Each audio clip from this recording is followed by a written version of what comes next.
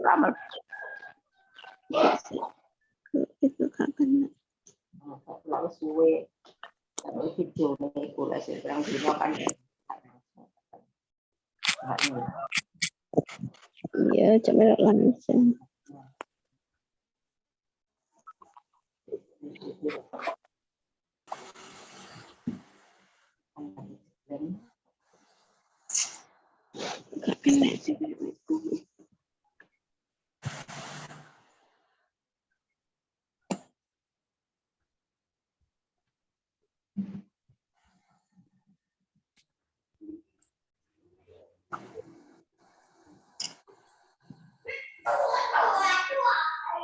Saya ulangi lagi.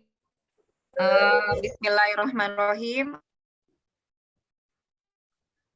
Assalamualaikum warahmatullahi wabarakatuh. Waalaikumsalam warahmatullahi wabarakatuh.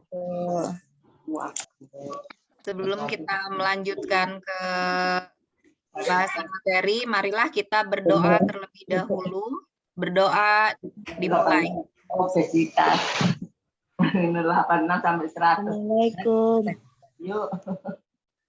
Berdoa dicukupkan. Ke atas diet, yuk. Untuk pembahasan materi hari ini adalah kita akan membahas PKN Ibu Dewi ya. Iya, benar, Bu. Pembahasannya saya persilahkan kepada Bu Dewi. Monggo Bu Dewi. Kenapa Bu Susi? Terima kasih Bu Susi. Assalamualaikum warahmatullahi wabarakatuh. Waalaikumsalam warahmatullahi wabarakatuh. Selamat siang Bapak Ibu. Ya, Ibu. Nah, jangan bosan-bosan ya belajar. Ya Bu, semangat Bu. Semangat Ibu. Ya. Sudah pulang ngajar Bu, Bapak? Ya. Masih di sekolah. Oh, masih ada yang di sekolah, ada yang sudah di rumah. Iya, Bu. Gimana keadaan cuaca di sana, di daerah Bapak Ibu? Ekstrim Bu, ekstrim. Mendung Bu, Hujan. hujan, Bu. angin kencang Bu. Iya. Di Aceh? Sudah puasa. Ada yang dari Aceh? Siapa? Di Aceh gimana keadaannya di Aceh? Kalau di Lombok panas Bu. Oh, di panas. Iya, Bu. Siapa ya? Lupa saya. Bu Asih. Kok Bu Asih? Bu Lina, Marcelina ya? Bu Seli.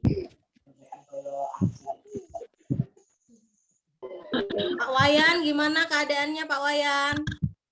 Masih dari Riau, Bu. Ya Bu, baik-baik Bu. Masih berharap. Sehat ya Pak Wayan? Baik Bu, sehat. Ibu bagaimana Bu? Bu Dewi? Ya, alhamdulillah. Oke, Baik, semoga kita sehat lanjut. selalu. Iya, makasih Pak Wayan. Kita lanjut pembahasan PKN, ini sesi ke-6. Saya izin share screen dulu ya.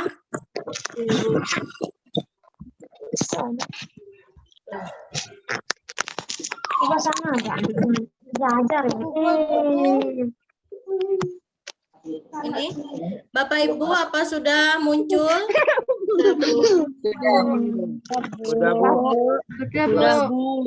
Ya, kita akan membahas ini soal PKN lagi. Ini yang 6. Ada 25 soal. Kita bahas satu persatu. Baik, Pak Wayan yang akan memulai nomor 1. Baik, Bu. Dewi. Terima kasih Bu. Dewi. Nomor 1, pengadilan hak asasi manusia adalah pengadilan khusus terhadap pelanggaran hak asasi manusia yang berat.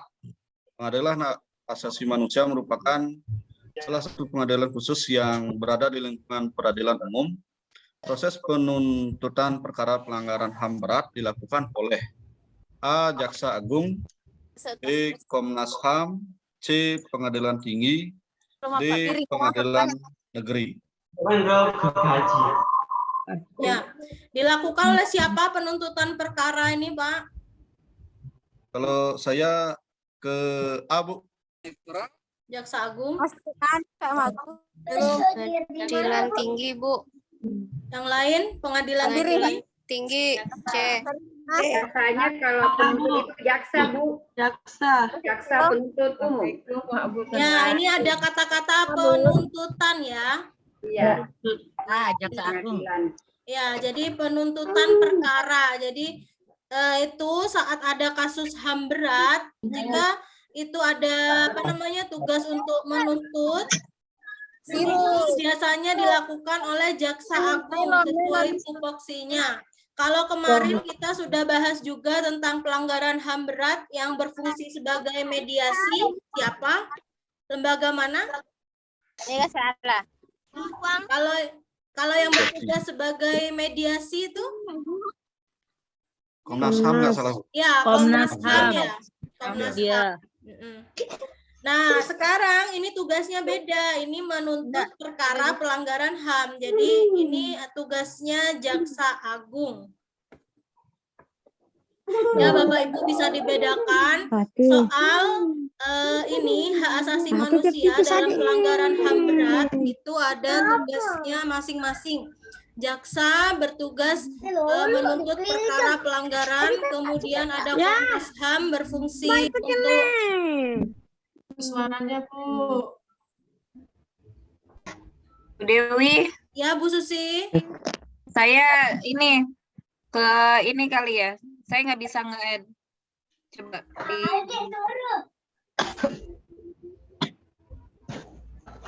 Aku tak sembahyang.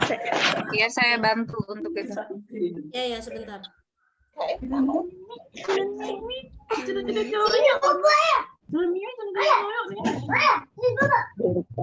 Videonya ini kesantian ini, Bu.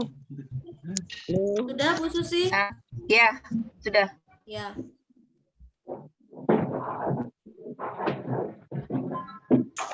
Baik Bapak Ibu, kita kembali ke sini.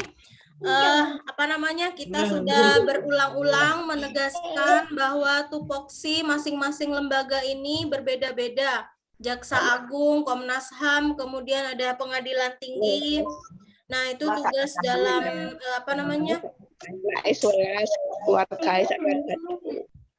tugasnya sudah ada ya masing-masing. Kita lihat di pembahasan Jaksa Agung. Nah, ini mekanisme penyidikan dan penuntutan pelanggaran HAM dapat dilaksanakan menurut hukum acara yang diatur dalam Undang-Undang Nomor 26 Tahun 2000 tentang Peradilan HAM dan Kitab Undang-Undang Hukum Acara Pidana. Kewenangan untuk melakukan penyidikan dan penuntutan pelanggaran hak asasi manusia berat diberikan kepada Jaksa Agung. Nah, sudah jelas ya bahwa di situ sesuai undang-undang ditugaskan pada Jaksa Agung, yaitu bertugas menuntut pelanggaran HAM, menuntut kasus dalam perkara HAM berat gitu ya Bapak Ibu ya. Ini bisa diterima ya tupoksi Jaksa Agung. Kita lanjut nomor 2. Mohon izin bertanya, Bu. Iya Pak, gimana Pak?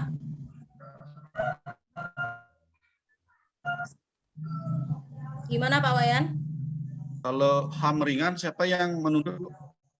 Kalau HAM ringan, misalnya seperti ini ya kasus yang tidak sengaja seperti soal kemarin penyalahgunaan pelayanan kesehatan seperti itu ya. Ya, Itu kan pelanggaran HAM ringan. Itu biasanya kalau berat biasanya Komnas HAM dulu di mediasi lalu di kejaksaan. Kalau HAM ringan itu kemungkinan di ini Pak, di mungkin ada di lembaga Komnas HAM yang menyelidiki atau mediasi yang HAM ringan, tapi sama-sama induknya di bagian HAM di Komnas HAM, hanya bagian tertentu ada pembagian masing-masing, mungkin gitu Pak. Ya, Bu. Baik, Bu. Kalau mungkin menurut Bapak Ibu yang lain ada yang tahu struktur di Komnas HAM? Gimana kalau untuk pelanggaran HAM yang ringan gimana? Biasanya langsung diselidiki oleh siapa? pelanggaran HAM.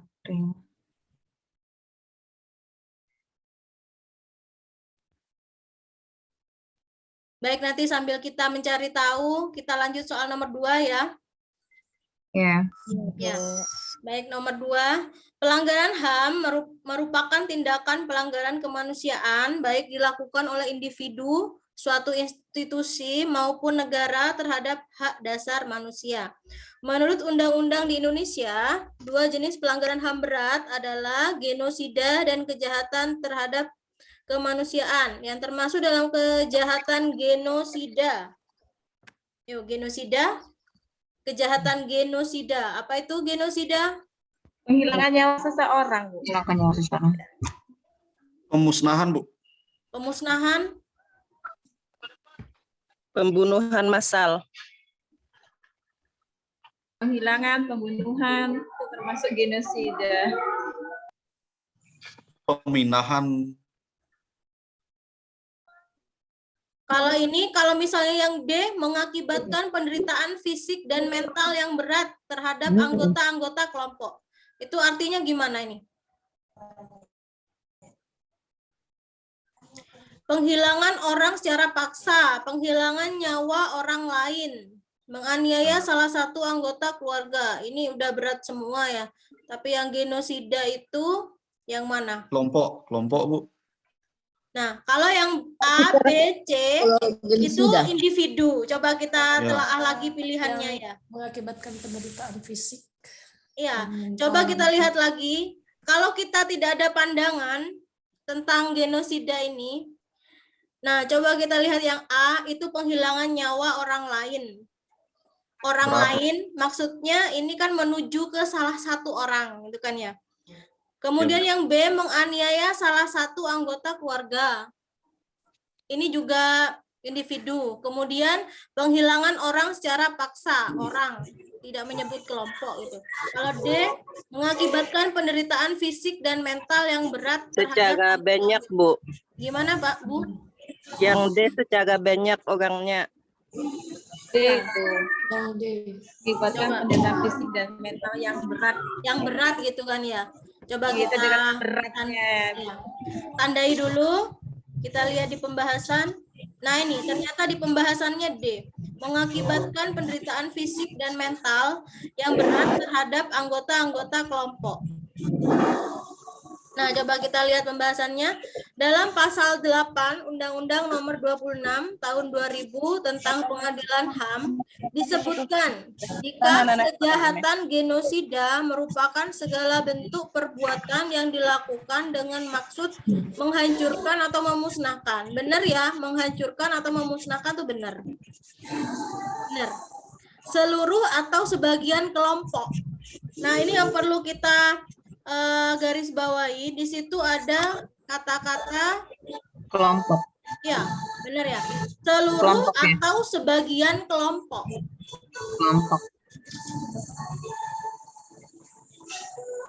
Nah, di sini ternyata genosida itu ada menyebutkan kata kelompok, seluruh atau sebagian kelompok, bukan individu. Itu. Jadi, adapun bentuk-bentuk kejahatan genosida antara lain, 1. Membunuh anggota kelompok, mengakibatkan penderitaan fisik dan mental terhadap anggota kelompok, menciptakan kondisi kehidupan kelompok yang akan mengakibatkan kemusnahan secara fisik atau sebagian. Berarti dia udah masuk di kelompok tertentu gitu, Bu, Bapak, Ibu.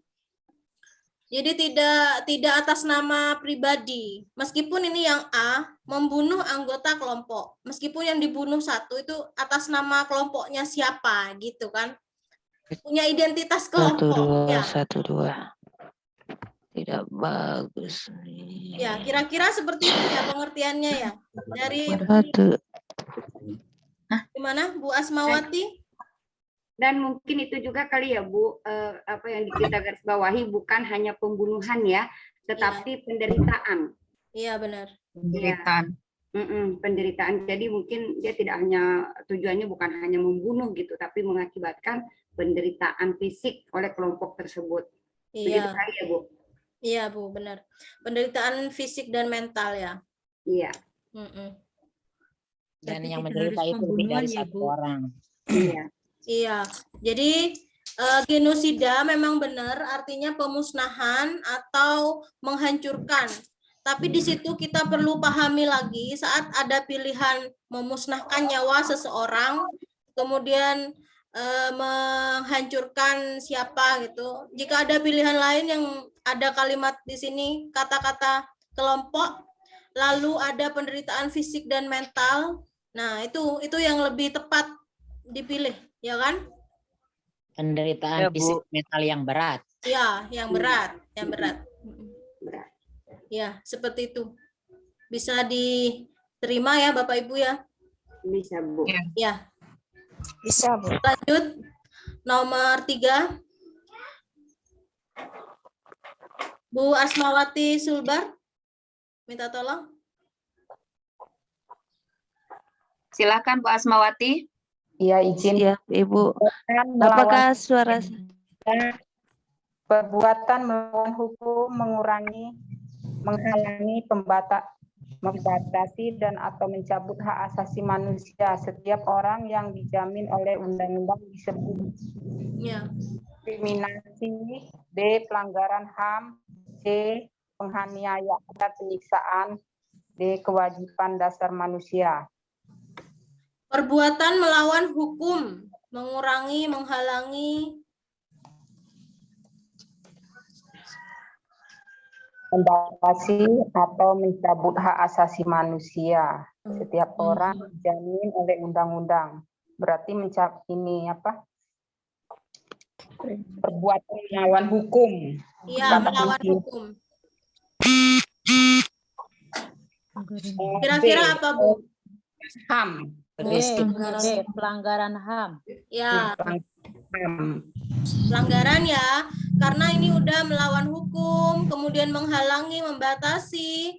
Di situ ada HAM, ya kan? Di situ ada kata-kata hak asasi manusia.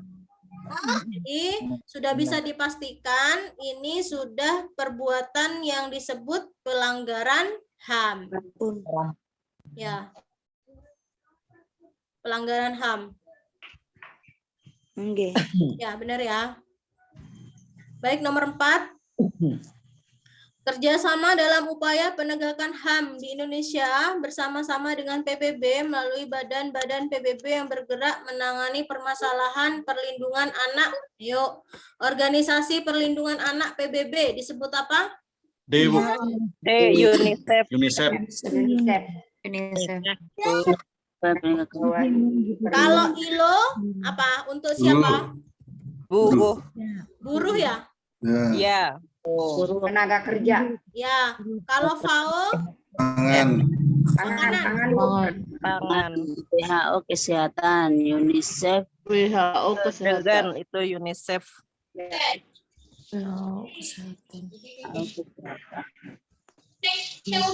Nih ada children-nya untuk anak ya. Ya, Bu. Nah, yang perlu kita tahu kata kuncinya di situ kalau UNICEF, nah United Nations Children ada anak ya. Kalau WHO World Health Kesehatan. Ya, kesehatan. Kalau FAO food ada foodnya jadi Makanan. Apa ya? Pokoknya pasti organization. Iya, pasti organization dah belakangnya. Iya.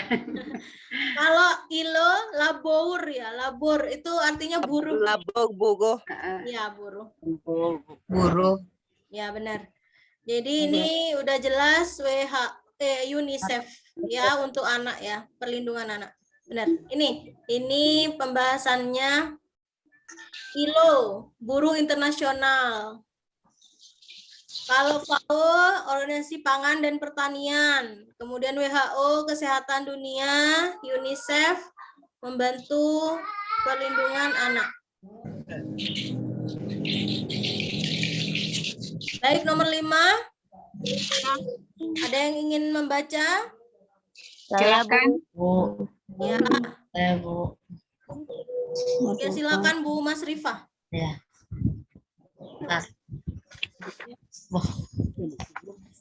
Instrumen HAM internasional merupakan alat yang berupa standar-standar pembatasan pelaksanaan dan mekanisme kontrol terhadap kesepakatan antar negara tentang jaminan HAM. Berikut ini yang bukan termasuk instrumen HAM internasional, yaitu Ya, yang bukan instrumen HAM internasional. Ibu. B. Ibu. Ya, Bu Lina Mardianti, ada apa, Bu? Bu Lina, angkat tangan. Bu Lina raise hand. Silakan, ada apa?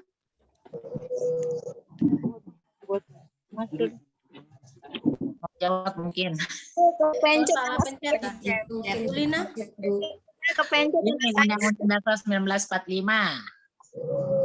Undang-Undang Dasar. Ya, yang bukan instrumen HAM internasional. Ada Piagam Madinah, kemudian ada Undang-Undang Dasar 45, Declaration by United Nations, ada Universal Declaration. Oh, ini punya PBB ya, pasti internasional ya, udah yang D. Jadi yang kita cari yang lokal nih, yang mana nih? Yang B, Bu. Yang B, Bu. Jelas ini ya. 1945. Iya benar. Kalau kita mengacu pada yang A, ini udah ada Piagam Madinah, ini tidak ada di kita, jadi berlaku internasional. Kemudian Declaration by United Nations, Persatuan Negara-Negara, pastinya mencakup internasional ya. Apalagi yang D, udah dari PBB nih. Ya, itu ya Ibu-Ibu, Bapak, Undang-Undang Dasar 45. Ini yang...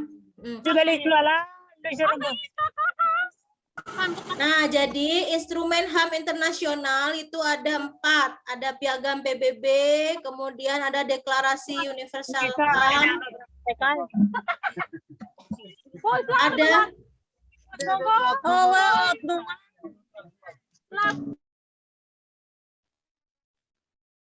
Bu Dewi. ya Bu Susi. Ya, silakan. Ya, jadi ada 4, yang nomor 3 internasional tentang hak sipil dan politik, kemudian konvenan internasional tentang hak ekonomi, sosial dan budaya, gitu ya kalau instrumen internasional. Jadi yang bukan itu kita pilih yang UUD 45. Baik, nomor 6 saya bacakan ya. Seperangkat kewajiban yang apabila tidak dilaksanakan tidak memungkinkan terlaksananya dan tegaknya hak asasi manusia, yaitu definisi dari A, perintah, B, kewajiban, kemudian C, kewajiban hak asasi manusia, D, kewajiban dasar manusia. Seperangkat kewajiban. Seperangkat kewajiban. Ada kata di situ kuncinya kewajiban. C mungkin, Bu. Kewajiban hak asasi manusia. Cek.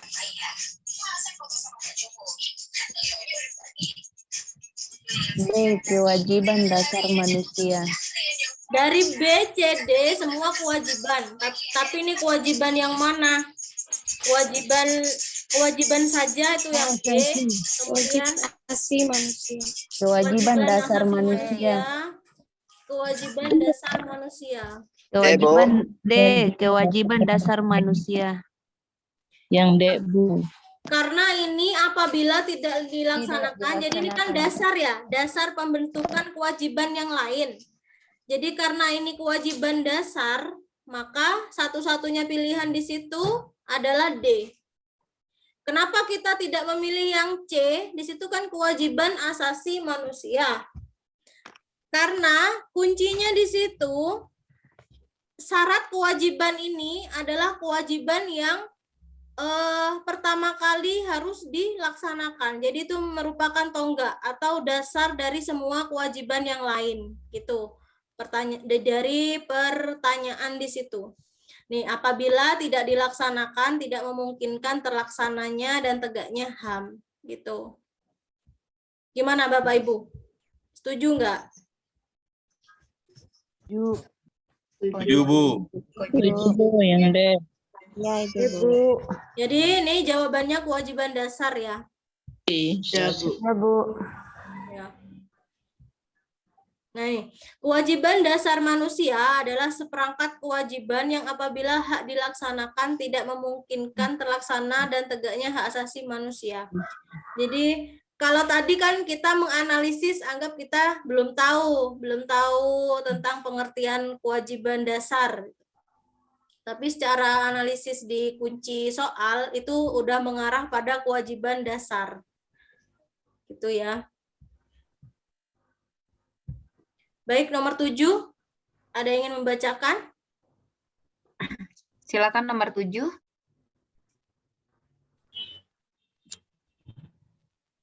Silakan. Jika tidak ada, baik saya, Bu. Iya, Pak Wayan. Silakan Pak Wayan.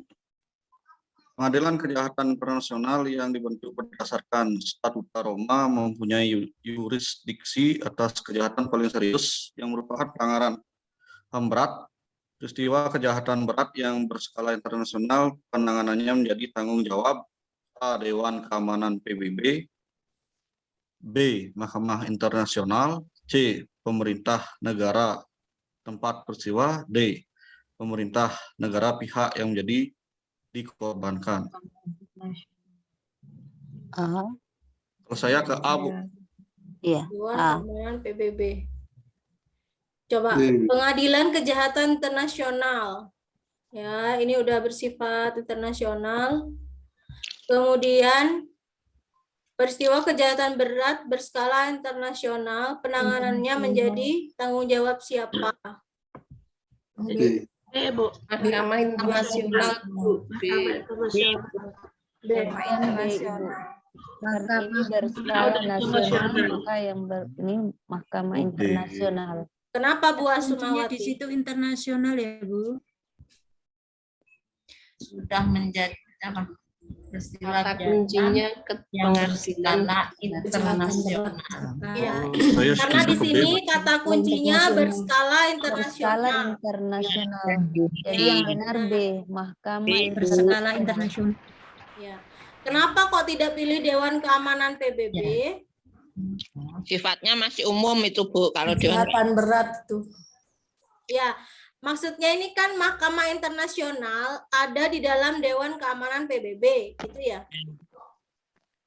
Oh, Lalu yang memang khusus menangani HAM berat ini, nah sama seperti pelanggaran HAM tadi yang nomor 1, ya kan?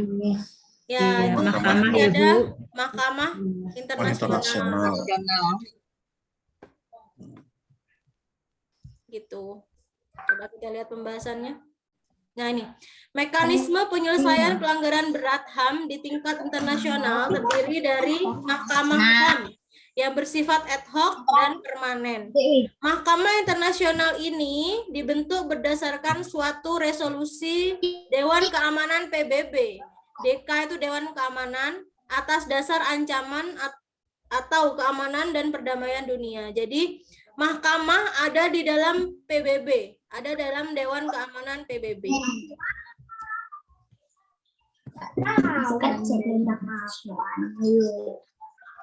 Ya, pengertiannya ya. Jadi Dewan Keamanan PBB lebih luas, kemudian di dalamnya ada yang namanya Mahkamah Internasional. Itulah lembaga yang menangani kasus pelanggaran HAM berat tingkat internasional. Gitu. Tingkat internasional. Iya, benar. Nomor 8. Pancasila merupakan satu-satunya falsafah serta ideologi bangsa dan negara yang melandasi, membimbing, dan mengarahkan bangsa menuju tujuannya adalah perwujudan Kepulauan Nusantara sebagai satu kesatuan. Satuan apa? Ideologi, Bu. ideologi, Bu. Kalau apa namanya? Pancasila sebagai ideologi, falsafah negara. Nah, ini. Satu kesatuan. Bentar. Ada falsafah serta ideologi bangsa dan negara yang melandasi, membimbing, dan mengarahkan bangsa menuju tujuannya adalah perwujudan Kepulauan Nusantara sebagai satu Kepulauan kesatuan. Nusantara. Ini sudah disebut, coba kita lihat kata kuncinya di situ. Ideologi Perwujudan Kepulauan Nusantara. Ya, ideologi kan sudah disebut di situ. Memang benar sebagai falsafah dan ideologi bangsa negara. Tapi ini adalah perwujudan Kepulauan Nusantara, satu kesatuan apa? Kesatuan yang lain. Politik. Politik Politik, Bu. atau kesatuan politik. Ya. Kalau misalnya Sosial ekonomi itu budaya, Bu. tidak mesti ekonomi ya. Sosial budaya. Coba kita lihat. Politik. Kenapa politik? Salah satu mempersatukan satu bangsa itu termasuk sosial dan budaya, Bu. Ini loh, ada kata kunci lagi. Selain itu, kalau ideologi udah kita nggak akan pilih karena di situ memang disebutkan Pancasila memang ideologi. Nah, ini ada kata kunci lagi. Mengarahkan bangsa menuju tujuannya. Nah, tujuan bangsa dan negara itu termasuk Politik, dari Bu. segi apa, gitu kan ya? Pasti semua orang kan punya tujuan mengarahkan. Termasuk ini kan dalam lingkup politik gitu kan? Oh, iya, politik, Iya, Bu. Bu. Politik mengarah satu Mengarah tujuan pada bangsa, menuju tujuan tujuannya. politik ini, menuju tujuannya, mengarahkan nih, mengarahkan bangsa menuju tujuannya. Coba kita telah. Kalau memang di situ ada kalimat berhubungan dengan geografis atau penyatuan wilayah, itu pasti nanti mengarah sosial budaya, ya kan? Kalau nanti tujuannya di ini pengembangan pembangunan, kesejahteraan masyarakat itu ekonomi ya kan. Nah, kalau ideologi sudah disebut tadi. Jadi kemungkinan paling tepat ini politik. Coba kita pilih politik. Mengarahkan bangsa menuju tujuan. Memang politik ya. Kuncinya politik. Gimana Bapak Ibu? Bisa dipahami atau masih ada yang janggal tentang pernyataan ini? Kita Bisa, bahas Bu. bersama. Bisa, Bu. Ya, bisa ya. Ya, baik, kita lanjut nomor 9. Bu Susilawati 4469.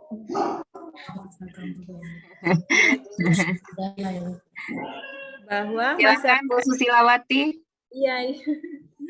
Bahwa masyarakat budaya Indonesia pada hakikatnya adalah satu.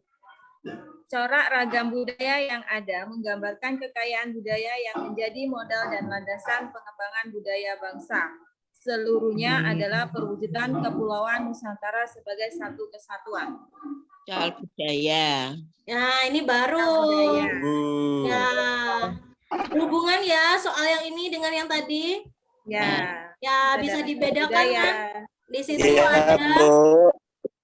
Corak ragam budaya. corak ragam budaya, menggambarkan kekayaan budaya, kemudian perwujudan kepulauan, pengembangan budaya bangsa. Nah, ini pengembangan budaya bangsa ya kan. Nah, itu kata kunci di pertanyaan sudah kita temukan. Kalau yang tadi soal sama, pilihannya sama seperti ini, ada ideologi, ada politik, ada ekonomi, sosial budaya. Nah, kita bisa bedakan dua bentuk soal yang berbeda konteksnya. Kemudian kita diarahkan menuju pilihan yang sama. Ya kan? Konsep soalnya sama, hanya memang hasilnya atau pengertian dari kesatuan itu berbeda. Kalau ini ditinjau dari sosial budaya ya pastinya ya. Nah, sosial budaya. Mungkin nanti kita ketemu yang ekonomi itu biar nanti ada referensi membedakan. Tadi kita udah bicara politik. Nah, sekarang sosial budaya. Itu ya, Bapak Ibu bisa diterima? Iya. Ya, baik, kita lanjut. Ini sosial budaya, benar. Nomor 10. Silakan. Silakan nomor 10, Bu Nelly, bacakan. Bisa membacakan? Ya. Perhatikan hal-hal berikut ini. 1. Kekayaan yang melimpah. 2. Penduduk yang berpendidikan. 3. Keberagaman masyarakat Indonesia. 4. Wilayah yang sangat luas. 5. Ketimpangan ekonomi. Faktor penghambat persatuan dan kesatuan Indonesia ditunjukkan oleh nomor titik-titik. Penghambat ya. Ibu. Penghambat itu kan ini ketimpangan ekonomi ya. Ya. Lalu berarti yang ada 5-nya benar ya? Antara B dan D. 3, 4, 5. Ibu. Dan D. D, Bu, sini, Bu. Ya, benar. Jadi kalau udah ada nomor 5, kita pilih yang B atau D. Tapi kita lihat yang B, itu ada nomor 1. Nomor 1 adalah kekayaan yang melimpah. Kan tidak mungkin ya? Tidak mungkin. Jadi kekayaan yang melimpah tidak mungkin. Akhirnya yang ada 5-nya adalah 3, 4, 5. Jadi ada keberagaman masyarakat, kemudian ada wilayah yang sangat luas, lalu ada ketimpangan ekonomi. Itulah faktor-faktor yang menghambat persatuan. Wilayahnya sangat luas, ya kan, sulit dijangkau. Keberagaman, wah macam-macam ini. Keberagaman udah beragam, jadi sulit menyatukan. Karena kita banyak ya, beragam ya. Coba kalau suku Jawa aja ya. Ketemu nanti kita. Nggak ketemu kita nanti ya kan. Nggak unik gitu ya Bu. Ya. Bu Adrian Vinta dari mana Bu? Dari Riau Bu. Dari Riau? Iya. Gimana keadaan Riau? Sama Bu, sini hujan panas. Oh iya.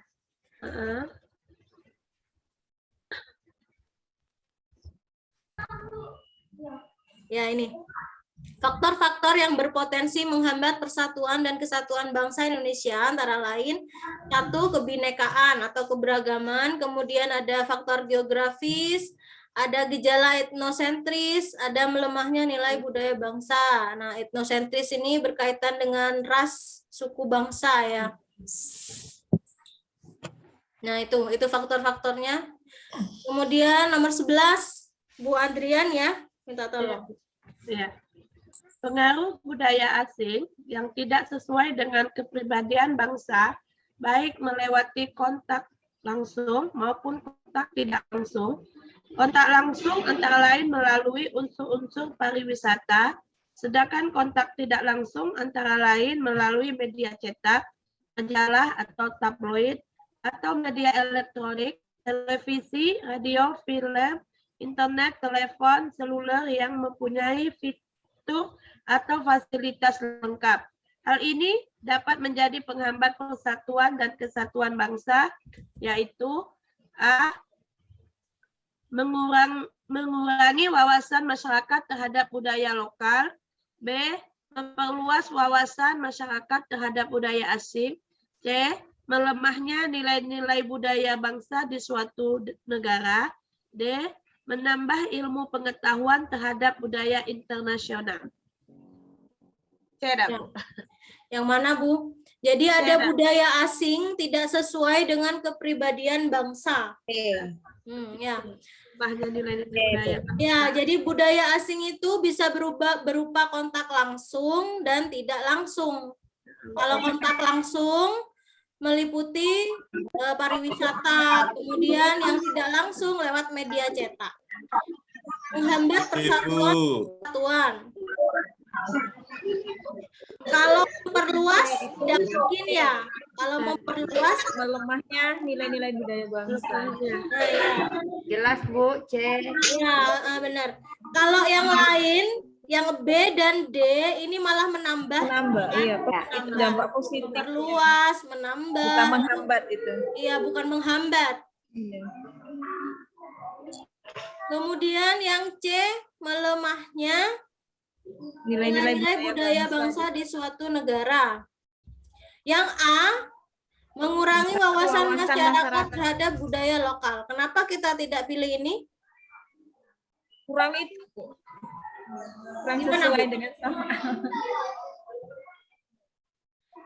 Nah, ini karena ini loh, persatuan dan kesatuannya.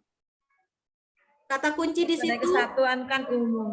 Kalau lokal hanya untuk di pribadi ya. Iya, benar Bu.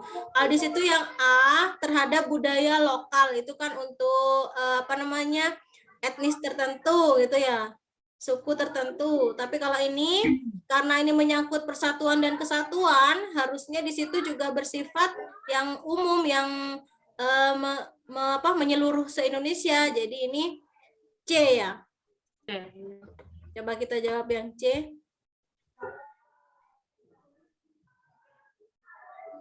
Nah, ya benar. Jadi memang benar melemahnya nilai-nilai budaya bangsa di suatu negara. Jadi apa yang terjadi jika sudah lemah? Nah, ini lemahnya budaya bangsa akibat kuatnya pengaruh budaya asing yang tidak sesuai dengan kepribadian bangsa Indonesia gitu.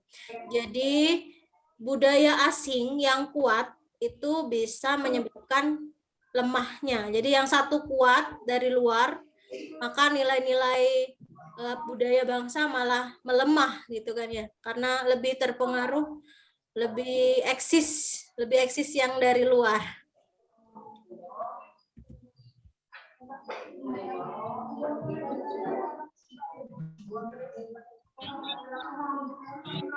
Baik, kita lanjutkan nomor 12. Sumpah Pemuda merupakan faktor atau menjadi faktor pendorong yang sangat penting dalam persatuan dan kesatuan karena Sumpah Pemuda pendorong sangat penting karena apa? Karena A, Sumpah Pemuda merupakan gerakan para pemuda Indonesia. Kemudian B, Sumpah Pemuda merupakan kesadaran para pemuda untuk melanjutkan pendidikan. Yang C, menunjukkan kebulatan tekad melawan penjajah untuk mempersatukan seluruh rakyat Indonesia. Yang D, Sumpah Pemuda merupakan ide dari penjajah. Wah, ini nggak mungkin ini. C, menunjukkan kebulatan tekad melawan penjajah. Ya, C. Coba kita jawab yang C. Kalau yang D, Sumpah Pemuda merupakan ide dari penjajah. Jangan-jangan kita tertipu nih, karena ada kalimat di situ, Sumpah Pemuda merupakan ide. Lalu selanjutnya ternyata ada kata-kata ide dari penjajah. Coba ini tidak ada penjajahnya, ini bagus sebenarnya ya. Untuk gerakan mahasiswa merupakan warisan dari para pendahulu. Itu kan ya. Tapi di situ kita harus teliti lagi. Ada kata penjajah di situ. Jadi kita pilih yang C. Iya, Bu. Ya, jadi ini benar. Menunjukkan kebulatan tekad melawan penjajah untuk mempersatukan seluruh rakyat Indonesia. Benar ya? Nah, ini nomor 13. Saya bantu Bu baca. Ya, silakan. Ya, nomor 13. Menipisnya perilaku intoleran pada masyarakat Indonesia yang majemuk menjadi ancaman yang memecah belah bangsa. Sikap yang dapat kita lakukan untuk menjaga persatuan dan kesatuan bangsa adalah A. Menjaga keutuhan kelompok. B. Menjalin kerjasama di segala bidang. C. Menghindari keributan dengan orang lain. D. Meningkatkan toleransi terhadap perbedaan. Gimana Bu? Jawabannya apa? sepertinya ini Bu, D. Meningkatkan Bu. toleran terhadap Untuk budaya. menjaga persatuan dan kesatuan Bu, kata kuncinya. Benar. Jawabannya di Meningkatkan toleransi. Ya, D Bu. Karena di sini udah kuncinya intoleran, maka kita tarinya yang toleran ya. Ya, oh, iya. Udah gampang aja. Kata kunci di jawaban kasih tahu. Iya, benar Bu. Bisa ya nanti UP kurang dari 1 menit. Kalau gini mah lulus semua Bu.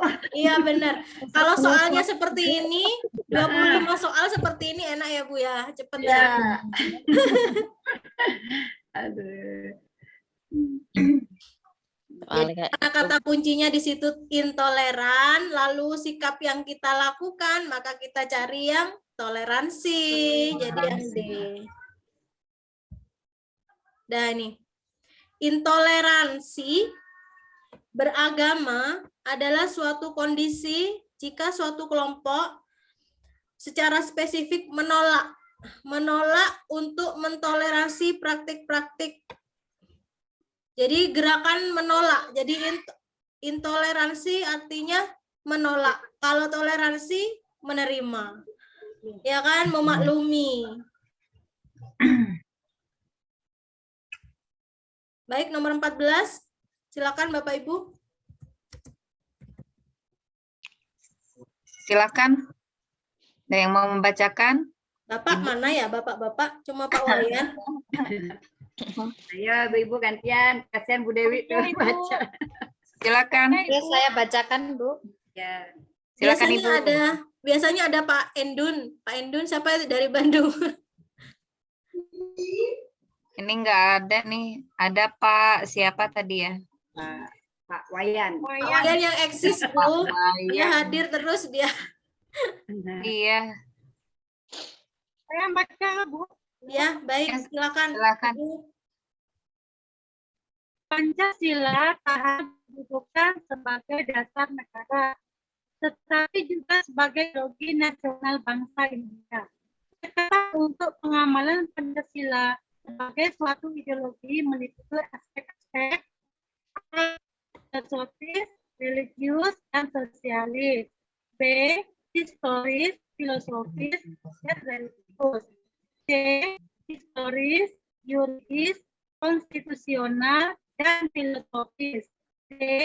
Yuridis, konstitusional, filosofis, dan teologis. Ya, yang mana Ibu?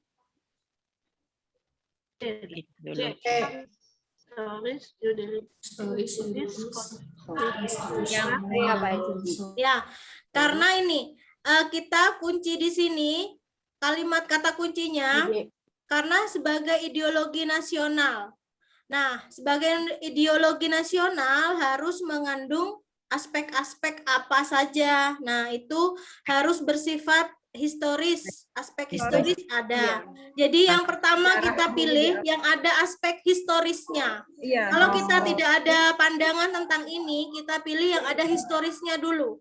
Lalu karena memang Pancasila sebagai ideologi kan berdasarkan sejarah nasional, ya kan? Ibu. Nah, kalau kita pilih berarti yang ada historisnya itu ada 2, yaitu B dan C. Nah, kemudian di situ karena sudah mencakup ini berdasarkan ideologi nasional itu harus berdasarkan aspek konstitusional, ada runtutannya. Ya kan? Iya, mengandung konstitusi negara tercantum di situ. Kalau yang B ada historis tapi di situ tidak konstitusional. Ada religius berarti agama. Iya, benar. Di situ yang harus ada itu kan konstitusional karena ideologi nasional bangsa. Jadi kita pilihnya historis, kemudian ada konstitusional. Kalau memang kita tidak tahu aspek lengkapnya, kita harus menganalisis seperti itu, Bapak Ibu. Ya kan? Kalau Pancasila itu udah pertama yang kita harus tahu aspek historisnya gitu ya. Setelah aspek historisnya ketemu, baru kita telaah lagi aspek yang lain kira-kira aspek apa gitu kan. Ternyata di situ karena kuncinya ideologi nasional, maka itu harus mencakup konstitusi negara. Berarti itu aspek konstitusional gitu. Kan nggak ada lagi kan yang ada historis dan konstitusionalnya? Nggak ada. Selain yang C. Nggak ada, Bu. Ya, benar kan? Jadi ini kan kita menjawab soal, anggap kita nggak tahu apa-apa pengertian tentang ini ya. Tidak tahu informasi tentang ini, soal ini. Tapi kita telaah lagi dari kata kunci, dari pilihannya. Gitu ya. Bisa diterima ya Bapak Ibu? Bisa, Bu. Ya, baik, kita lanjut. Nah, ini pengertian pembahasan secara lengkapnya seperti ini. Pancasila sebagai suatu ideologi mencakup seluruh aspek kehidupan, pendekatan untuk pengamalan Pancasila melalui 3 aspek. Ada historis, yuridis, konstitusional, dan filosofis. Nah, itu aspek utama sebagai ideologi. Kemudian secara umum ada pendekatan secara objektif, praktis. Nah, ini ada secara umum juga di pembahasan. Bapak Ibu nanti bisa baca sendiri sambil santai. Bapak Ibu belajar nggak selain di bimbel ini, di retaker ini bisa membaca nggak kalau sendirian gitu kan? Sambilan, Bu. Malas, Bu. Malas, Bu, malas. Kalau sendiri banyak ngantuknya, Bu. Iya, Bu, yang baca, Bu. Iya. Kadang kan materi saya share di Telegram gitu kan ya. Paling Bapak Ibu bukanya saat pembahasan ya. Yang belum buka, Bu. Betul, Bu. Sama, Bu. Itu memang kebutuhan nasional, Bu. Banyak yang diurusi. Iya, banyak. Antri minyak dan lain-lain. Banyak bagiannya. Oh ya, gimana di Riau? Minyak murah ya berarti ya di Riau ya? Liter 28. Walah. Saya Banyuasin, Bu. Iya, satu liter berapa, Bu? 28.000. Wah, kok mahal? Dapat 2 liter itu. Bu, saya 24. Saya 28, Bu. Hebat-hebat di sini petaninya. Aduh, pokoknya mahal. Padahal kan di situ 14.000, Bu. ada kebun sawit ya, Bu. Bukan. Saya malah ada perusahaannya, Bu. Tapi mahal juga diekspor. Bu. Ya. Oh, gitu. Nah, saya perusahaannya PT Pulau Sambunya di sini, tempat saya. Untuk mandi Tapi minyaknya diekspor. Oh, keluar ya Bu minyaknya ya? Iya, minyak mandi, Bu, udah dijual kan. Lebih bagus. Iya, benar-benar. Gak apa-apa dah. Gak ada yang bisa kita lakukan selain mencari uang lebih banyak. Iya, Bu. Benar sekali. Biasa Ramadan deket, Bu, mahal galau. Kecuali kita presiden gitu ya, bisa merubah itu ya peraturan. Ya baik, kita lanjut saja. Bu. Ya, kita mikirin UP saja ya Bapak Ibu. Ya, Bu. Baik, nomor 15 saya bacakan. Pancasila disebut sebagai filsafat karena merupakan hasil perenungan jiwa yang mendalam oleh para The Founding Fathers atau pendiri bangsa Indonesia. Sebagai suatu paham filosofis, Pancasila mengandung 2 pengertian pokok, yaitu, ini kata kuncinya, filsafat. Pancasila sebagai filsafat, karena merupakan perenungan jiwa dari pendiri bangsa. Nah, Pancasila mengandung 2 pengertian pokok. Apa itu pengertian pokoknya? A sebagai hukum dasar dan ajaran moral, yang B sebagai ilmu filsafat dan sebagai tuntutan hidup, C sebagai norma kesusilaan dan norma sopan santun, yang D sebagai pandangan hidup dan dasar negara. D. Bu. Jelas deh, Bu. Enggak ya, jelas D. Ya, sebagai pandangan hidup dan Ya. dasar negara. Ya, benar. Tidak bisa diragukan. Iya. Benar nih. Filsafat Pancasila adalah penggunaan nilai-nilai Pancasila sebagai dasar negara dan pandangan hidup bernegara. Kemudian satunya sebagai suatu paham filosofis. Pemahaman terhadap Pancasila pada hakikatnya dapat dikembalikan kepada dua pengertian pokok, yaitu pengertian Pancasila sebagai pandangan hidup dan juga sebagai dasar negara. Nah, ini materi pokok, pengertian pokoknya. 16.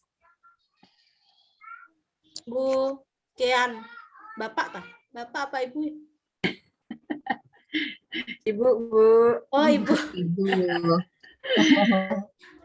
Ya, saya baca lagi, Bu. Oh, sudah ya, Bu? Udah. Nanti, Bu. Gantian ya yang lainnya. Saya aja, Bu. Sini ada siapa nih? Saya lihat ada Pak Yulianus. Pak Yulianus juga rajin nih, Bu. Oh iya, Pak Yulianus. Tapi ini ya hadir, Bu. Sering hadir. Hadir ya, selalu hadir. Tapi ini kok saya tidak pernah dengar suaranya ya. Pak Yulianus. Pak Yulianus dari mana, Pak? Dari Sintang, Kalimantan Barat, Bu. Wah, jauh ya, Pak. Pak, ibu kota akan pindah ke Kalimantan, Pak. Ya. Udah rame tak lagi, Pak. Akan rame. Ya, Bu, bakal ramai. Ya. Baik, nomor 16, Pak, silakan. Ya. Moral Pancasila adalah ukuran baik buruknya seseorang, baik sebagai pribadi maupun sebagai warga masyarakat dan warga negara. Berikut ini yang tidak termasuk ciri orang yang bermoral Pancasila, yaitu A. Mengutamakan masyarakat daripada diri sendiri. B. Perbuatannya selalu menguntungkan orang banyak. Segala tindakannya mendapat pujian dari masyarakat. D. Berhati-hati dalam setiap mengambil setiap keputusan. Ya, yang mana, Pak? C.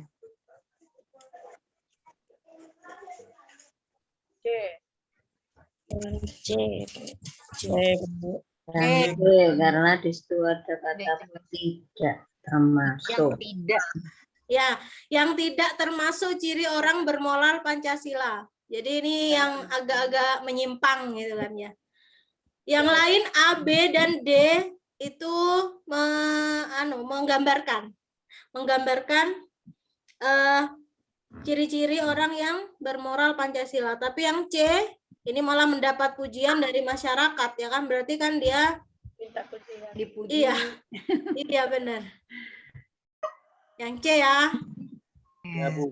Ya benar, ini. Ya, Bu. Nomor 17 saya bacakan. Pancasila sebagai dasar falsafah merupakan moral bangsa yang telah mengikat negara sekaligus mengandung arti telah menjadi sumber tertib negara dan menjadi sumber tertib hukum, serta jiwa seluruh kegiatan dalam segala aspek kehidupan negara maupun masyarakat. Berikut ini yang termasuk landasan moral kehidupan berbangsa dan bernegara bagi bangsa Indonesia. Landasan moral. A. Mengakui keberadaan semua agama yang ada. B. Tekad untuk melaksanakan pembangunan nasional. C. Yakin akan kebenaran tujuan dan cita-cita nasional. D. Berjuang dan rela berkorban untuk bangsa dan negara. Ibu. Jadi yang termasuk landasan moral bagi bangsa Indonesia. Ibu. Mana? Rela. Ibu dan rela. Yang D, dan berjuang dan rela berkorban. Ya, Bu. D, Bu. Coba kita jawab yang D. Dan bernegara. Kehidupan berbangsa dan bernegara. Ya. Bagi bangsa. Ya. Jadi landasan moral kehidupan berbangsa dan bernegara bagi bangsa Indonesia adalah Pancasila. Pancasila. Iya benar. Jadi Pancasila itu landasan moralnya untuk kehidupan berbangsa dan bernegara. Artinya Pancasila merupakan suatu dasar nilai serta norma. Nah ini, berjuang, landasan moralnya, berjuang dan rela berkorban untuk bangsa dan negara, ya benar. Kalau yang A, B, C, itu tidak menyebutkan di situ untuk bangsa dan negara ya? Kayaknya lebih ini. Memang benar ya yang A, mengakui keberadaan semua agama yang ada, benar. Baik, kan? Agama Memang, iya. Agama. Iya. Tidak ada kebangsaannya. Ya, Negara tidak ada kebangsaannya. Kebangsaan. Padahal di situ landasan moral untuk kehidupan berbangsa dan bernegara. Negara. Ya, dilihat dari kata kuncinya, kita harus menyebutkan dan di situ harus include bangsa dan negara. Jadi pilihan yang tepat adalah yang D. Berjuang. Ya. Baik, nomor 18. 18 silakan. Bu.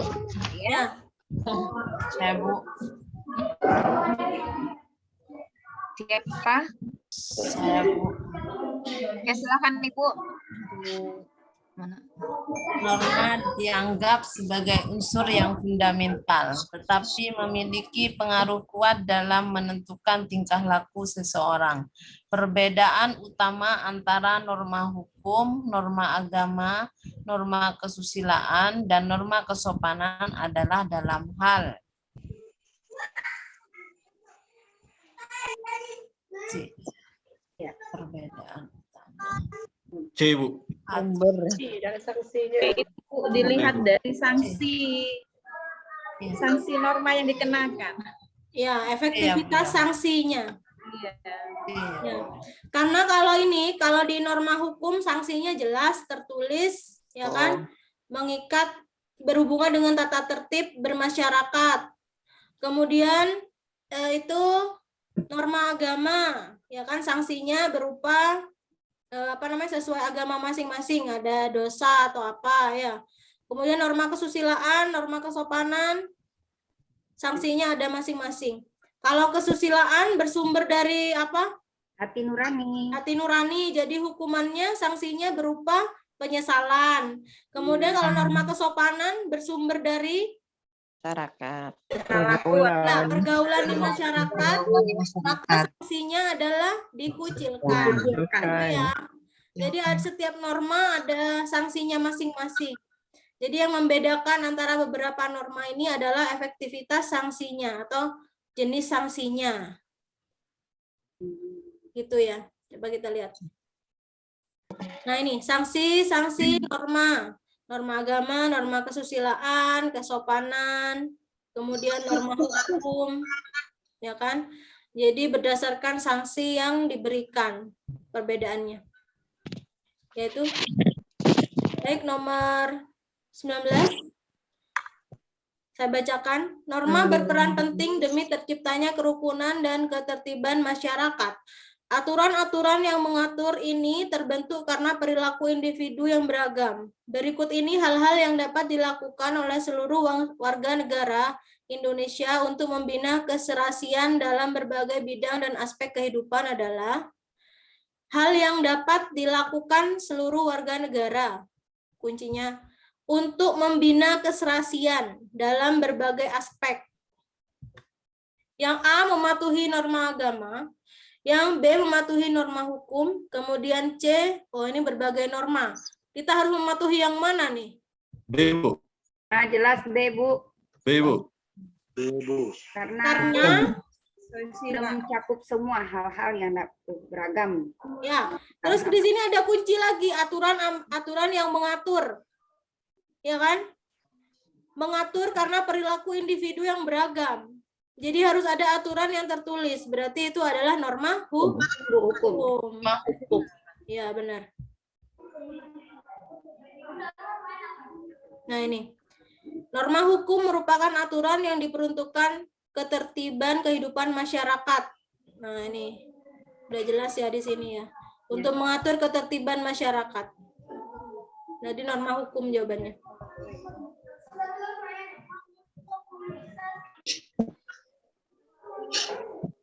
Pasal 30, ayo nomor 20. Pasal 30 ayat 1 dan 2 UUD tahun 45 menyatakan bahwa tiap warga negara berhak dan wajib ikut serta dalam pertahanan dan keamanan negara. Wah, ini yang dilaksanakan melalui sistem pertahanan dan keamanan rakyat semesta. Keamanan rakyat semesta dengan komponen utama siapa? TNI, Polri. B. TNI dan Polri. C, Bu. B. TNI dan Polri karena TNI undang-undang dan 30. Polri, Pak. Jadi karena pertahanan dan keamanan. Ya, benar. Pertahanan dan keamanan itu ada komponen utamanya TNI dan Polri, sedangkan komponen pendukungnya seluruh masyarakat Indonesia. Itu biasanya kan di soal-soal itu yang menjadi komponen utama adalah TNI Polri dengan dukungan seluruh rakyat Indonesia gitu. Tapi karena di sini ditanyakan komponen utama saja, ya kita jawab TNI dan Polri. Mungkin kalau pertahanan saja itu kali ya Bu, Tentara Nasional Indonesia. Iya, pertahanan ya Bu. Mungkin nanti apa ada ya nanti soal seperti itu hanya pertahanan.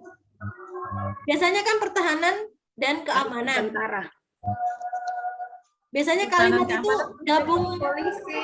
Iya, biasanya kan udah gabung jadi satu. Pertahanan pasti pasangannya keamanan. Keamanan rakyat. Nggak tahu lagi, tapi nanti kalau misalnya kita ketemu soal seperti itu, mungkin dipisah ya. Karena ini pertahanan dan keamanan, jadi TNI dan Polri. Polri. Tapi memang komponen utama sesuai pasal 30 ini memang TNI dan Polri, tanpa memisah pertahanan atau keamanannya. Itu pasti dan. Iya, Bu. Coba kita lihat keterangannya. Pasal 30 ayat 2, usaha pertahanan dan keamanan. Memang bunyi pasal undang-undangnya, Bu. Di situ udah jadi satu ya. Udah nggak bisa diubah. Saya malah fokusnya pertahanan dan keamanan gitu. Enggak. Ini Ya, memang ya. udah bunyi pasalnya pertahanan dan keamanan gitu. Jadi komponen utama pertahanan dan keamanan itu memang TNI dan Polri. Tapi karena kita sering menganalisis soal, Ibu kadang terbayang-bayang ada pertahanan, ada keamanan. Kita kuncinya yang mana? Iya, benar. Nah, memang benar ya, kita harus teliti gitu untuk kalimat-kalimat tertentu. Tapi kalau udah menyangkut pasal undang-undang dasar udah nggak bisa dirubah lagi kecuali kita gugat ya Bu. Iya, nggak bisa diganggu gugat kecuali kita di ini Bu, duduk di MPR ya, merubah undang-undang. Merubah undang-undang. Kita mikirin UP aja dah. Ya, baik. Kita lanjut lagi 21 sampai 25 ini Bu, tinggal 4 lagi. 21 silahkan.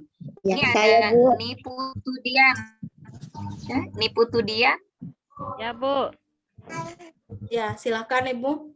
Undang-Undang Republik Indonesia Nomor 3 Tahun 2002 tentang Pertahanan Negara ayat 2 menyebutkan bahwa keikutsertaan warga negara dalam upaya bela negara diselenggarakan melalui beberapa program, kecuali A. Pendidikan kewarganegaraan, B. Pelatihan dasar kemiliteran, C. Pengabdian sesuai dengan profesi, D. Sistem pertahanan dan keamanan rakyat semesta. Nah, kalau ini soalnya tentang pertahanan negara. Ini beda undang-undang, Bu. Yang tadi, kalau yang tadi Undang-Undang Dasar nomor 30, pasal 30, itu UUD 45. Nah, kalau ini Undang-Undang RI nomor 3 tahun 2002 tentang pertahanan keamanan, pertahanan negara. Jadi beda isinya. Nah, kira-kira warga negara yang ikut dalam upaya bela negara melalui program apa? Yang A melalui program pendidikan kewarganegaraan, kemudian yang B pelatihan dasar, pelatihan sistem pertahanan. Yang mana? Yang bukan. Kecuali nih ya, yang kecuali. Yang C. Upaya bela negara. C. Ikut dalam. Ibu. Pengabdian sesuai dengan. Coba Yang B. perhatikan lagi di situ. B. Yang B. Nah, di situ kita ingat lagi tadi kata kunci yang soal nomor 20. Bela negara. Ya kan, komponen utama semua pertahanan, keamanan itu TNI dan Polri. Itu pasti Latihan melalui dasar kemiliteran. Iya, kan? udah dilatih gitu ya, Bu? Iya, benar. Udah dilatih untuk Nah, pertahanan. jadi yang militer ini untuk siapa? Di bawah sini. Yang militer untuk siapa? Untuk TNI. TNI. Ya, benar, Bu. Jadi pelatihan kemiliteran hanya untuk TNI dan Polri, bukan untuk warga negara. Jadi ya, Bu ya. Oh iya, berarti B. Ya, meskipun kita milih, oh ini kemiliteran, benar ya? Untuk warga bisa juga, tapi di sini kita kan milih, ya sesuai yang kecuali ini semua untuk warga negara, warga sipil. Kecuali yang mana yang untuk, berarti kan kita pilih yang bukan untuk warga negara, yang untuk militer, yang untuk TNI Polri kan berarti? Yang ini. Meskipun itu juga bisa untuk warga sipil bisa, tapi kan ini untuk sementara untuk TNI Polri kan yang ada.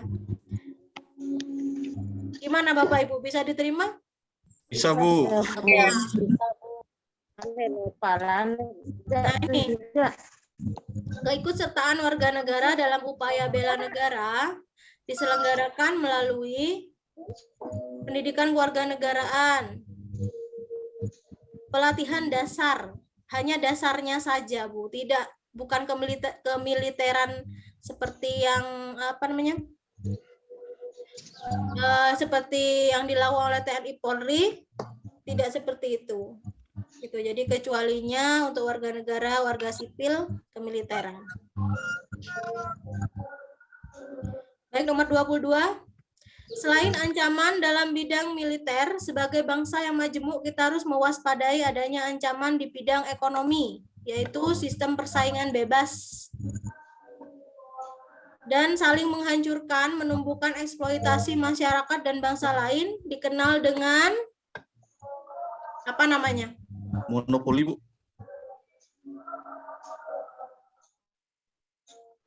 Kira-kira apa? Persaingan di bidang ekonomi, persaingan bebas, saling menghancurkan. Ada eksploitasi nih, ada eksploitasinya. Liberalisme kayaknya, Bu. D. Simplified liberalisme. Ekonomi liberal itu kan nggak bagus, Bu. Iya, benar. Kalau monopoli dengan bebas. Mono itu kan satu ya, satu sistem dikuasai oleh satu, terpusat pada satu sistem. Kemudian kalau oligopoli itu memang berpusat berbagai macam ini produk swasta misalnya kan banyak sistem. Kalau etatisme apa ya? Saya kurang paham etatisme ini. Oh, Bu. Etatisme. Etatisme. Ya, yang pasti yang paling tepat Etatisme itu ini, Bu, suatu paham dalam pemikiran politik yang menjadikan negara sebagai pusat kekuasaan. Ya, negara sebagai pusat ya. Ya, segala kekuasaan. Ya. Nah, ini kan berpusat pada negara malah ya. Iya. Kalau yang A. Ya kan berarti berpusat semua. Kalau ini kan kata kuncinya di sini persaingan bebas. Yang saling menghancurkan. Iya, saling menghancurkan. Nah, itu pasti liberal. Liberal, Bu. Ini. Kalau ini pengertiannya, etatisme, pemikiran politik, bukan ekonomi berarti ya. Kalau udah ada ini ada kata-kata politik. Kemudian sistem monopoli, usaha untuk menguasai semua kegiatan, berarti dikuasai oleh satu pihak. Kemudian oligopoli, persaingan tidak sempurna. Persaingan tidak sempurna. Oligopoli adalah pasar dengan persaingan tidak sempurna. Tuh. Yang nomor 23, ancaman globalisasi ekonomi terhadap negara miskin muncul dalam bentuk ancaman globalisasi ekonomi. Keseragaman budaya, lunturnya peran bangsa, lunturnya nilai budaya. Ketidakadilannya. Ya, kalau yang BCD ini kan budaya semua, sosial budaya ya. Ketidakadilannya. Negara miskin. Ketidakadilan. Ya, karena ekonomi bersifat tidak adil. Kalau yang BCD sosial budaya, itu sudah bisa dipastikan, lebih tepatnya yang A. Ya, ketidakadilan, benar. Nomor 24, pemerolehan kewarganegaraan yang bukan karena pemberlakuan ius soli dan ius sanguinis. Apa? Pemerolehan kewarganegaraan. Pengajuan. Kalau kewarganegaraan, permohonan. Hukum. Permohonan warga negara. Kalau usaha memperoleh kewarganegaraan apa kemarin istilahnya? Naturalisasi. Naturalisasi. Ya, berkaitan dengan apatrid, bipatrid, ya kan? Kalau ius soli berdasarkan keturunan. Kewarganegaraan. Ya, kewarganegaraan berdasarkan keturunan. Kemudian kalau ius sanguinis tempat tinggal. Iya, tempat Ius soli tempat. Balik apa? Terbalik, Bu? Terbalik, iya. Ius soli tempat. Kalau soli tempat ya, Bu? Ya, tempat. Kalau sanguinis keturunan. Warganegaraan. Sanguinis keturunan. Jadi apa ini? Pemerolehan kewarganegaraan yang bukan karena pemberlakuan, yang bukan loh. Yang bukan. Apa bedanya pengajuan dan permohonan? Apa bedanya B dengan C? Iya, itu. Apa bedanya? Pengajuan warga negara dan permohonan warga negara. Mengajukan sendiri, mengajukan, kemudian permohonan. Memohon. Memohon, meminta. Pengajuan juga sama, mengajukan. Pengajuan dan permohonan itu memiliki makna yang berbeda loh ya. Gimana, Pak? Iya Pak W, jawab Pak W. Pak Kanapi? Ya, kalau pengajuan itu kita tuh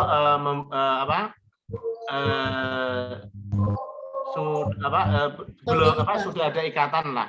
Dalam arti kita tinggal melengkapi berkas. Kalau permohonan kita itu masih sebatas harapan, belum ada istilahnya itu belum ada legitimasinya. Jadi masih nol besar kalau permohonan. Kalau pengajuan itu sudah ada titik terangnya. Oh gitu. Jadi kalau permohonan dari titik nol ya, belum ada status sama sekali. Ya. Kemudian kalau pengajuan sudah ada status, hanya kita melengkapi berkas-berkas gitu ya, Pak. Iya. Gitu. Jadi kita pilih yang mana nih? Coba kita lihat pembahasan. Nah, ternyata pemerolehan kewarganegaraan yang bukan karena pemberlakuan asas ini dinamakan pengajuan, katanya. Jadi yang benar adalah pengajuan, pemerolehan yang bukan karena ius soli. Berarti kalau permohonan itu masuk di yang bersyarat ius soli dan sanguinis, iya, makanya nol besar dan yang mati sudah ada titik terang dan belum. Contoh kita punya anak di dalam keluarga yang sudah berusia 17 tahun, kita mengajukan pengajuan. Baru mengajukan kan sudah ada titik terangnya, sudah dalam lingkup konteksnya masuk di dalam kakak kita. Maka itu masuk pengajuan atau pengajuan pembuatan. Kalau permohonan itu di luar zona.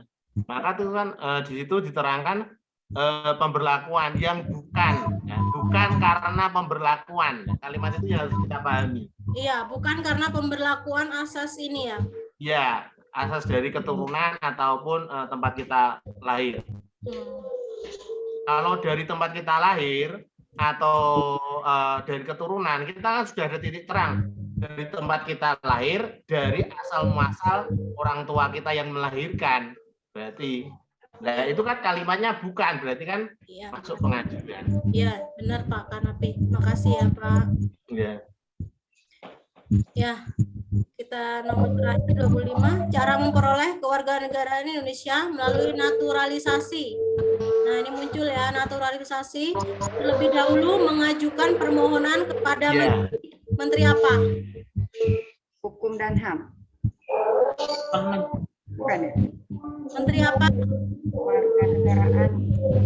Menteri dalam luar negeri. Hukum dan HAM kita ya, Bu? harus secara yuridis dulu, kita diakui dulu.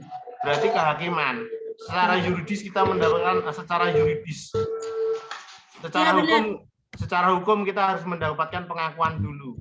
Secara yuridis berarti kehakiman. Ya, dari segi hukum yuridis dulu ya berarti apa? Ya. Ya, berarti ini ke Menteri Kehakiman ya?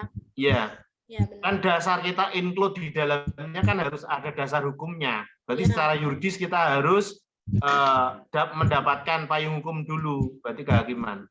Ya. Nah, ada Menteri Kehakiman dulu. Nah, ini cara memperoleh naturalisasi yaitu dengan mengajukan permohonan kepada HAM dan Menteri Hukum melalui Kedubes RI atau kantor pengadilan setempat. Jika disetujui, maka harus mengucapkan janji setia di pengadilan negeri. Berarti ke hakim dulu ya, Menteri Kehakiman. Menambah sedikit, Bu, itu tidak hanya mengucapkan janji setia kepada NKRI, itu juga di situ nanti yang bersangkutan juga mempelajari kronologis atau historis Indonesia. Tidak hanya itu, tidak hanya istilahnya mengucapkan sumpah janji, tidak.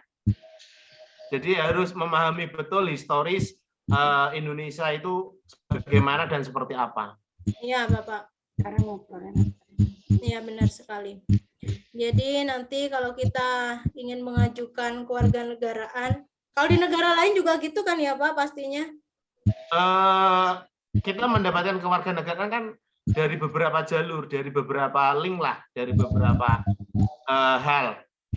Ada dari tempat kita lahir, lah itu tinggal sistemnya. Ada juga yang itu tidak masuk di situ, yaitu contoh di Indonesia lah. Warga-warga Indonesia yang mungkin punya link atau punya sahabat dengan negara-negara luar orang Indonesia, itu mendapat istilahnya apa ya? Mendapatkan istilahnya perlakuan khusus.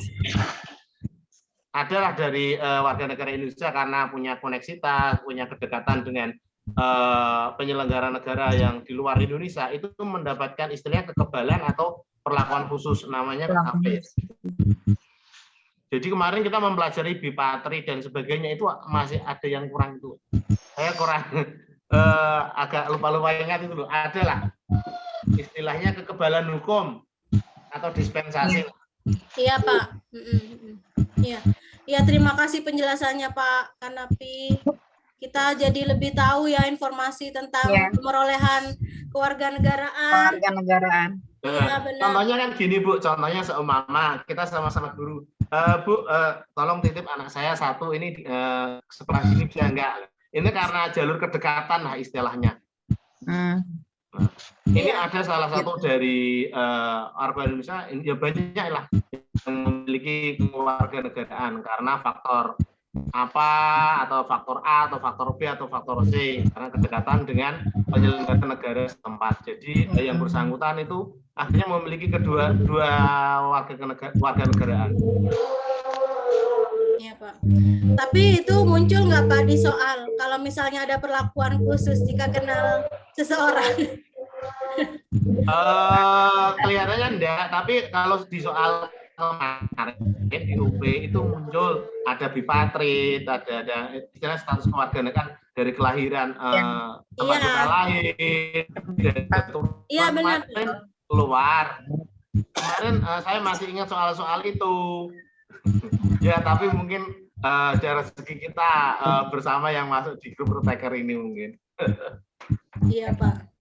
Ada memang soal-soal bipatrit, apatrit ada juga. Kemarin Mungkin ada keluar kok. yang perlakuan khusus itu mungkin ini Bu Dewi seperti Pak Habibie gitu ya. Yang ke luar negeri ya. Khusus. Iya. Dapat perlakuan khusus menjadi keluarga negaraan ganda akhirnya kan. Iya, pernah di luar negeri di mana itu Bu, di Eropa ya? Jerman, Bu. Di Jerman. Jerman. Ya benar itu. Ada perlakuan khusus dari sana. Iya benar. Ya, baik Bapak Ibu. Pak Gus Dur itu juga dulunya juga dapat tawaran itu juga. Iya. Ya luar biasa.